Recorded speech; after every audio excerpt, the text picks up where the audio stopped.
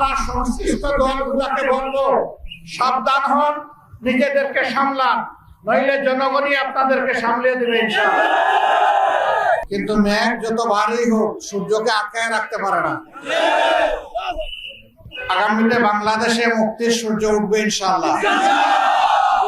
ন্যায়, ইনসাফ এবং কোরআনের আইনের ভিত্তিতে উঠবে। এই লড়াইয়ের জন্য তৈরি আছেন আপনারা? আগামীতে যে কোনো ফ্যাসিবাদ, নতুন পুরাতন বুঝি না, এই ফ্যাসিবাদের বিরুদ্ধে আমাদেরকে কঠোর প্রতিরোধ গড়ে তুলতে হবে। এই প্রতিরোধের জন্য দেশবাসীকে প্রস্তুত থাকতে হবে ইনশাআল্লাহ। বিশেষ করে যে যুবকরা বুক চিতিয়ে রক্ত দিয়ে, জীবন দিয়ে আমাদের কাছে বাংলাদেশকে আমানত রেখে গিয়েছে, আমরা সেই রক্তের সাথে কাউকে বেঈমানি করতে দেব না ইনশাআল্লাহ। তাদের রক্তের পূর্ণ পবিত্র মূল্য আমরা পরিশোধ করতে চাই। আমরা চাই এই ধরনের রক্ত যেন এই জাতিকে বারবার দিতে না হয়। কাজেই আগামী নির্বাচন সুষ্ঠু হওয়ার উপর সেটা নির্ভর করবে।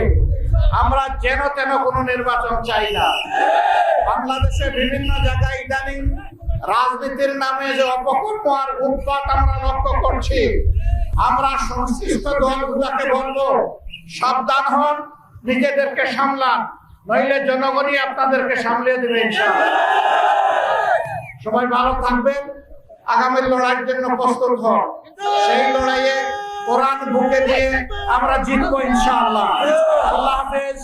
বাংলাদেশ জিন্দাবাদ। বাংলাদেশ জামাতে ইসলামী জিন্দাবাদ। আসসালামু আলাইকুম ওয়া রাহমাতুল্লাহ।